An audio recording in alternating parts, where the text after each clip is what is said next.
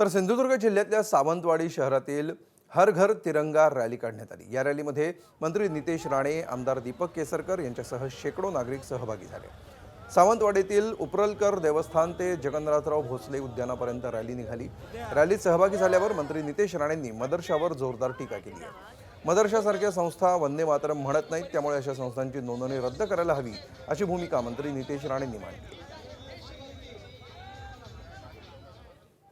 हे रॅलीमध्ये सामील झालेत त्या प्रत्येकाला या देशाबद्दल अभिमान वाटतो। मला वाटतं आपल्यासाठी आपला झेंडा आणि भारत माता की जय म्हणणं, वंदे मातरम म्हणणं हे अत्यंत गरजेचं आहे।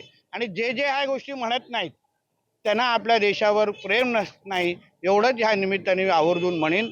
आपल्या देशामध्ये राहून ज्यांना वंदे मातरम म्हणायसारखं वाटत नाही, उदाहरण काही अशाही संस्था आहेत, उदाहरण मदरसांसारखे संस्था आहेत जे आपल्या तिथे वंदे मातरम म्हणत नाहीत, त्या अशा संस्थेची नोंदणी पण रद्द करायला हवी, अशा भूमिकेचा मी स्वतः